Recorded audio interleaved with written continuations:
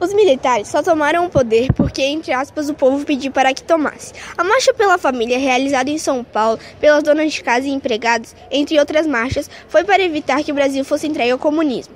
O mundo vivia a Grande Guerra Fria, conflitos estratégicos e indiretos entre duas nações, a União Soviética e os Estados Unidos. O mundo todo estava dividido entre essas duas nações. O Brasil ficou no meio delas. Cuba era subordinada aos interesses norte-americanos, tornou-se socialista e aliado dos soviéticos. O sucesso da Revolução foi um grande golpe na política dos Estados Unidos. Depois que os socialistas tomaram o poder em Cuba, os Estados Unidos decidiram adotar uma política mais agressiva. Para Kennedy, para onde o Brasil fosse, iria toda a América do Sul. O golpe estava se aproximando. O golpe militar já estava tomando forma em 1961, quando Jânio Quadros renunciou misteriosamente à presidência e passou para o vice-presidente Jango, que no caso era o João Goulart. Quando perguntaram por que da sua renúncia, ele apenas disse que, entre aspas, forças ocultas me forçaram a isso. Eles acharam uma solução, instaurar o sistema parlamentarista que impedia os poderes do presidente. Achavam que o presidente estava levando o Brasil para a esquerda, se aliando ao socialismo. O comício da Central do Brasil foi o estopim para o golpe dos opositores. Depois da marcha, o Brasil inteiro estava em alerta com o apoio da parte da população e tomada do poder pelos militares. Aproximava-se. Os Estados Unidos deu apoio total ao golpe, enviando aviões para o sul do Brasil. Em 1964, os militares tomaram o Rio de Janeiro, São Paulo e Minas Gerais. Quando João Goulart soube que os militares tinham tomado grandes cidades do Brasil, não teve outra alternativa a não ser fugir. No dia 1º de abril de 1964, Humberto de Alencar Castelo Branco assumiu a presidência do Brasil. Assim começava a ditadura militar brasileira. A ditadura militar no Brasil assumiu o controle político, econômico e social de 1964 a 1985 e dividiu a sociedade em duas partes. De um lado, o movimento reformista, que eram os trabalhadores, estudantes e as pessoas dominadas pelo Estado. Do outro lado, tem as classes médias, que eram beneficiadas pela economia brasileira. O objetivo do Estado era criar um sistema que controlasse a sociedade, e aqueles que não concordassem eram colocados no caminho da violência e repressão utilizada pelos militares. O militarismo fez sofrer as classes dominadas, que foram manipuladas, isoladas e impedidas de encarar os problemas sociais, pensando que estavam bem com o que ouviam, liam, mas não passava de notícias sem objetivo ou sem significado, que dificultava a sociedade de criar uma versão da realidade. Poucos reagiam diante dessas circunstâncias. Por volta dos anos 60, grupos sociais começaram a lutar contra os ideais do governo, usando a palavra conscientização para esclarecer a todos pelo que estavam passando, suas condições de vida e da exploração que sofriam com o movimento de 1964. Mas foi em 1968 que o movimento adquiriu mais manifestantes, como artistas, congressistas, estudantes, e entre outros. O manifesto ganhou mais força e maior participação popular, e começaram a sair nas ruas. Mas o governo, que respondeu de imediato, submetendo a sociedade numa condição de medo pela forte repressão e bloqueio do militarismo, e começou a utilizar a tortura contra os manifestantes. O crescimento econômico brasileiro começou a diminuir a partir de 1974 devido a uma crise mundial provocada pelo choque do petróleo. Por causa do aumento elevado do preço do petróleo no mercado mundial, a economia brasileira foi diretamente afetada. Os combustíveis derivados do petróleo aumentaram muito, fazendo com que a inflação crescesse ainda mais. A balança comercial brasileira ficou com um déficit elevado em função da importação do petróleo, que estava com os preços excessivos. Os investimentos externos e internos diminuíram expressivamente, prejudicando a economia entre os anos de 1964 e 1979. O PIB brasileiro passou a crescer na média de 6,5%, diminuindo a geração dos empregos e a massa salarial. Este fato fez com que houvesse uma diminuição significativa do consumo interno, prejudicando as empresas nacionais que eram voltadas para o mercado nacional. O Brasil era outro quando a ditadura acabou. A maior parte da população havia abandonado a zona rural para viver nas cidades. E milhões de pessoas tinham migrado para os estados mais populosos, como São Paulo e Rio de Janeiro. Uma indústria moderna e vigorosa se tornou responsável por quase metade da riqueza produzida pelo país, mas boa parte do progresso alcançado durante o milagre acabou sendo revertida. E em 1990, a renda média do brasileiro havia voltado para 20% comparado à média americana. Governo Figueiredo. A vitória do MDB nas eleições em 1978 começa a acelerar o processo de redemocratização. O general João Batista Figueiredo decreta a Lei da Anistia, concedendo o direito de retorno ao Brasil para os políticos, artistas e demais brasileiros exilados e condenados por crime político. Governo Geisel. Em 1974, assume a presidência o general Ernesto Geisel, que começa um lento processo de transição rumo à democracia. Seu governo coincide com o fim do milagre econômico e com a insatisfação popular em altas taxas. A crise do petróleo e a recessão mundial interferem na economia brasileira, no momento em que os créditos e empréstimos internacionais diminuem. Governo Geisel. Em 1974, assume a presidência o general Ernesto Geisel, que começa um lento processo de transição rumo à democracia. Seu governo coincide com o fim do milagre econômico e com a insatisfação popular em altas taxas. A crise do petróleo e a recessão mundial interferem na economia brasileira, no momento em que os créditos e empréstimos internacionais diminuem. Governo Costa e Silva. Em 1967, assume a presidência o general Arthur da Costa e Silva, após ser eleito indiretamente pelo Congresso Nacional. Seu regime é marcado por protestos e manifestações sociais. A oposição ao regime militar cresce no país. Governo Médici. Em 1969, a junta militar escolhe o novo presidente, o general Emílio Médici. Seu governo é considerado o mais duro e repressivo do período, conhecido como Anos de Chumbo. Governo Castelo Branco. Castelo Branco foi um general militar eleito pelo Congresso Nacional no dia 15 de abril de 1964. Em seu pronunciamento, declarou defender a democracia, porém, ao começar seu governo, assumiu uma posição autoritária. Governo da Junta Militar. Doente, Costa e Silva foi substituído por uma junta militar formada pela Marinha, Exército e Aeronáutica.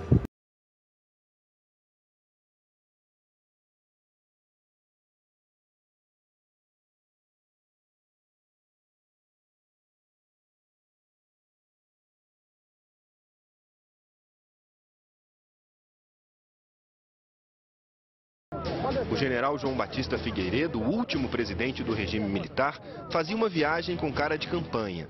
Tomou cafezinho em um bar no centro, fez discurso. Estava tudo indo conforme o planejado, até que uma menina de apenas 5 anos surpreendeu o presidente general. Ninguém esperava também que ele tivesse um gesto para uma criança, e muito menos que a criança recusasse o gesto dele. A foto imediatamente virou símbolo da luta contra a ditadura. Foi publicada em vários jornais e revistas no Brasil e no exterior. Aquilo ali lavou a alma da nação. Para nós soou como uma vingança nacional. É a magia da criança.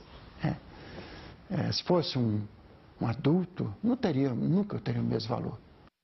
Foi a foto mais famosa do fotógrafo Guinaldo Nikolaevski. Mas ele morreu em 2008 sem conhecer a garota. Ele ficou um pouco frustrado não ter conhecido a garota. Saber quem era ela, como ela estava. Os amigos também tentaram encontrar a menina. Fizeram até campanha em blogs na internet meses antes da morte de Guinaldo. A minha ideia era mais de fazer uma homenagem ao Guinaldo, pela carreira brilhante que ele teve, né? A iniciativa virou notícia e reacendeu a curiosidade em torno da foto. A foto foi tirada aqui, no Palácio da Liberdade, em Belo Horizonte, sede do governo de Minas Gerais. E quase 32 anos depois, nós voltamos aqui porque o Jornal da Globo localizou a garota da foto e nós vamos contar essa história para vocês.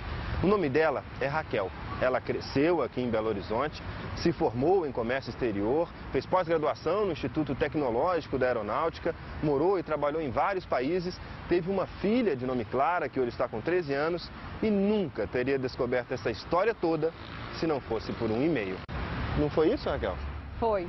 Minha mãe recebeu um PowerPoint das 100 fotos que marcaram um século, me chamou, aí eu sempre tive curiosidade de ver essa foto. Dei um Google, aí que eu vi que estava me procurando assim, há um tempão, não tinha a menor ideia. Perguntei como ela se encontrou com o general Figueiredo. Raquel lembra que na noite anterior, o pai dela comentou no jantar que iria almoçar com o presidente. Aí eu acordei no outro dia de manhã, mãe, eu quero falar com o presidente. Ela insistiu tanto que a mãe a levou ao Palácio da Liberdade. Quando ela chegou lá... Virei para ele. você sabia que você vai almoçar com meu pai hoje? Aí todo mundo ficava assim, dá a mão pra ele, dá a mão pra ele. Eu detesto que me mandem fazer as coisas. Eu não dei a mão, porque eu não queria dar a mão pra ele, eu queria dar um recado pra ele. Depois do encontro, Raquel foi correndo para a escola.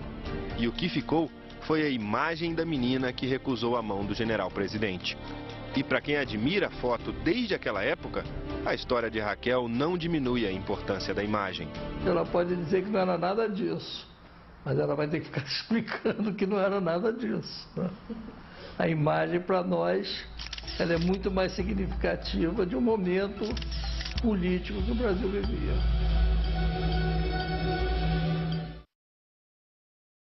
Eu estava grávida quando eu fui presa, eu estava no 6º mês de gravidez.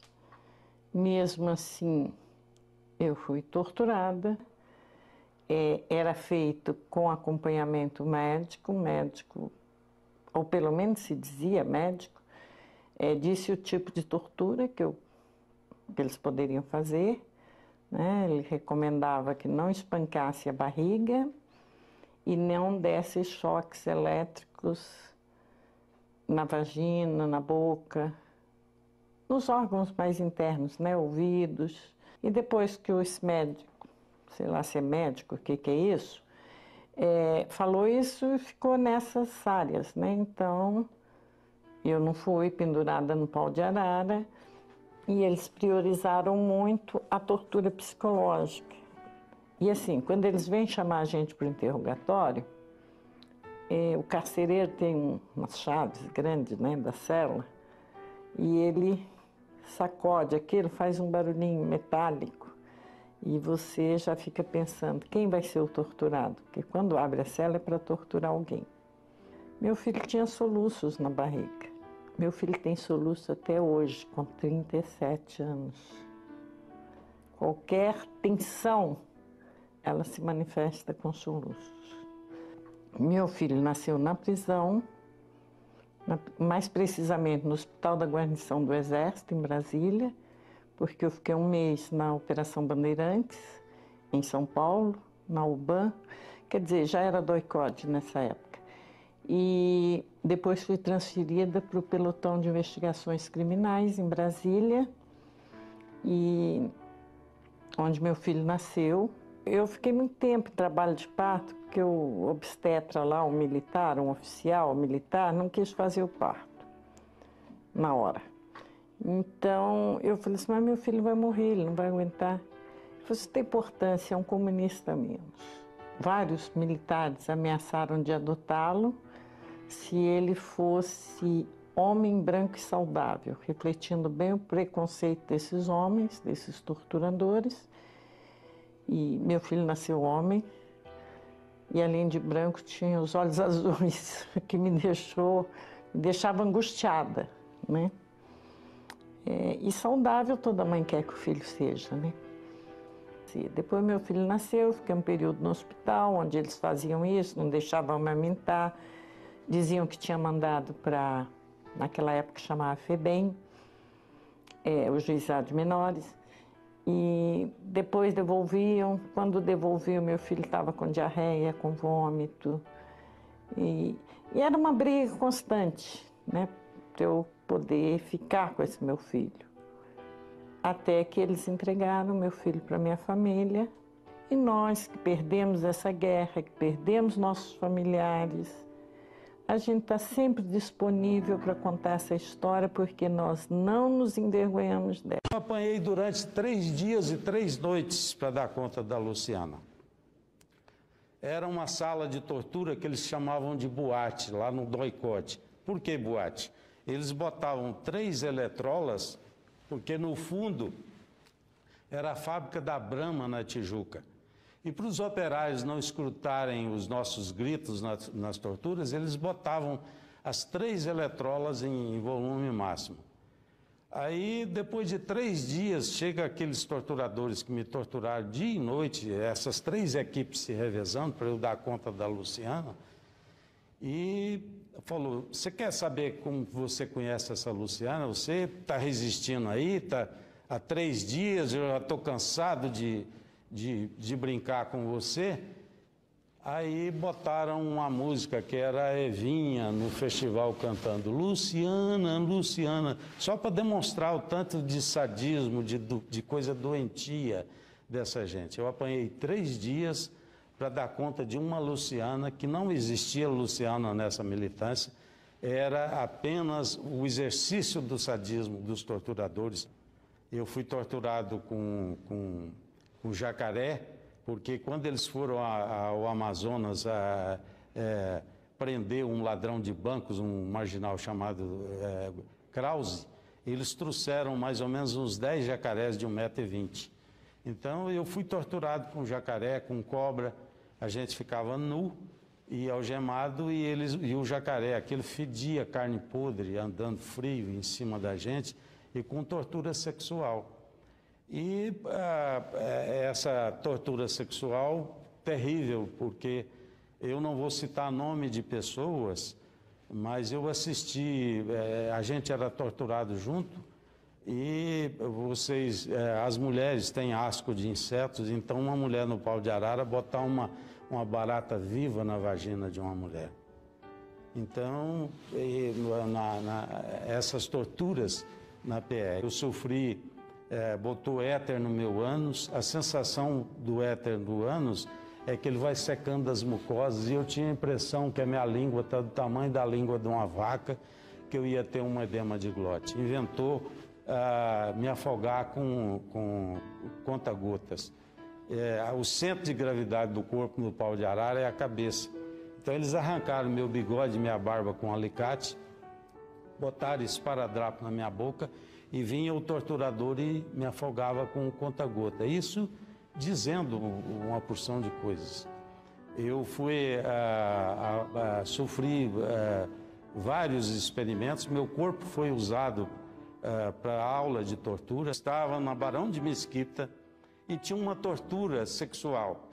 Eles pegavam uma guilhotina de cortar papel, pegavam a bolsa escrotal da gente, davam um pique, a gente via o sangue sair, a dor, vinha um torturador, pegava a cabeça da gente e remetia para trás, e um outro torturador lá na ponta da mesa dava um murro. E um desses companheiros, que eu não vou falar o nome, ele desmaiou e depois foi levado para o xadrez em que eu estava. Ele tentou se matar, eu impedi que ele se matasse. E sabe o que aconteceu com ele? Ele ficou com um desvio de coprofagia. Ele ficou louco e eu tinha que segurá-lo porque ele comia fezes. Ficou louco na tortura. Comia fezes. Eu não vou citar o nome dele, porque eu não sei se ele recuperou. Então vocês imaginem o que a gente sofreu. Eu fui militante da luta armada. Não havia opção para a minha geração. Todas as liberdades desse país foram cerceadas. Eu fui presa, né? Fomos presos, né? Porque era eu, meu companheiro e mais um dirigente do Partido Comunista. Nós fomos logo encaminhados para as salas de tortura, sempre nua. Eles arrancavam sua roupa o tempo todo, né? Aliás, eu tinha sido torturada a noite toda nua e eu estava urinada, com vômito, já tinha levado choque no ânus, vagina, nos seios, no umbigo, nos ouvidos, dentro da boca. Eu só não levei choque dentro do nariz e dentro dos olhos. Enquanto eles torturavam a gente, eles foram até a minha casa e buscaram meus filhos, minha irmã grávida. E meus filhos, eu estava nesse momento na sala da parte de cima da Operação Bandeirantes. Eu estava na cadeira de dragão, que é essa cadeira que você fica, que tem esses braços, eles te amarram os braços com fios, sempre nua, eles arrancavam sua roupa o tempo todo. E então eu estava bastante machucada e cheia de hematomas. E minha filha, quando entraram dentro da operação, botaram dentro da Operação Bandeirantes, meu filho com 5 anos, minha filha com A minha filha com 5 anos e meu filho com 4 anos. Passaram na sala para ver o pai e depois trouxeram na sala onde eu estava sendo interrogada e torturada para que eles me vissem. Então ela me perguntou: por que você está azul e o pai está verde? E de repente eu fui olhar para o meu corpo e eu me dei conta que eu estava da cor dessa calça aqui. Eu estava roxo, tudo é roxo. Aí que eu fui ver que eu estava com uma coisa diferente. Depois o César ficou verde muito tempo, muitos dias depois, mesmo porque ele continuou sendo torturado, e ele realmente estava verde. Ele perdeu a cor, ficou esverdeado, e eu azul.